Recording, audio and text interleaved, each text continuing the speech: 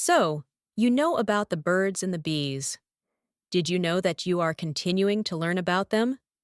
While we may be able to trace our sexual education back to a classroom or a conversation, our true understanding of physical intimacy comes from the sum total of life, the good and the bad, experiences, comments, feelings, and thoughts. And to be sure, if life is the classroom, it will contain a mixture of truth and error. Perhaps the larger and more important question that frames up sexual education is not how to be physically intimate, but why. If sex is an expression of love and affection, then answering the question, what does love look like, is of utmost importance. The topic of sexuality wonderfully raises the issue of love. And the issue of love wonderfully raises the topic of God, for God is love. His love has been exercised long before man came on the scene.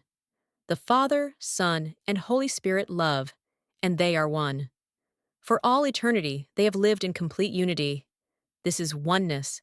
This is true intimacy. In fact, in Deuteronomy 6, God declared his oneness in verse 4. Hear, O Israel, the Lord our God is one Lord. And it goes on in verse 5 to unpack love. We are to love God with all our heart, to love him with all our soul, with all our mind, and to love him with all our strength. Sexuality embodies these four aspects: our hearts in love, our minds in concentration, our bodies in cooperation, and it is knit together in a spiritual connection. Since intimacy finds its model in God, we understand that we are not in the crosshairs of Satan's reproach as much as God is. Satan understands all that is meant by oneness. He loathes the thumbprint of holy unity in God-glorifying love.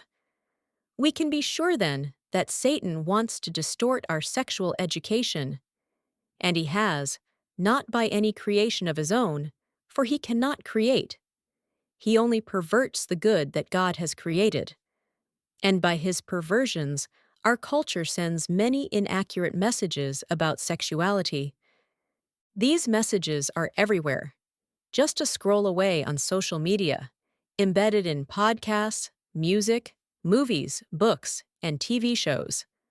Subtle or not so subtle messages are carried on advertisements which play to our affections.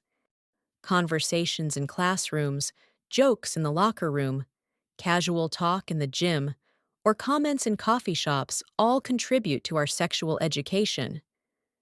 Together, these influences shape our understanding of intimacy, often distorting the biblical view of physical intimacy.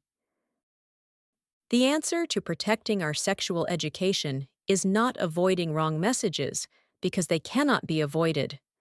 The answer is regular rehearsal of God's design.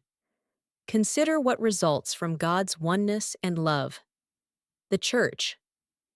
Out of the intimacy of God comes a grace towards mankind. Christ went to the cross because he loved his Father.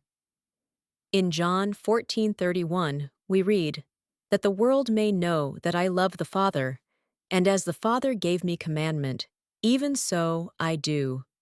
Such a love has made a way for remission of sins and settled sons and daughters. Thus, believers are holy sexual beings. The answer to our sexual passions is not marriage, as much as it is son and daughtership of God. In John 17, Jesus said, "That they may be one, even as we are one."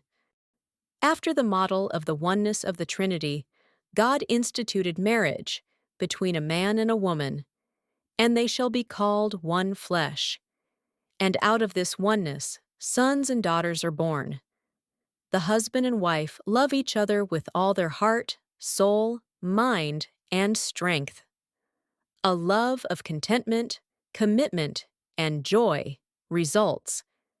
This is a biblical view of physical intimacy. In conclusion, It is important that we understand how easily we can be influenced away from a Godward understanding of sexuality. Therefore, we need to intentionally sit under the teaching of the Word as it concerns intimacy and love. And we will find that the greater the biblical view of sexuality, the greater distaste we have for worldly sexual lust. This provides a great deal of hope and help for those of us who are infatuated with sinful sexual lust. Our sexual education, when won back to God, holds the hope of holy fulfillment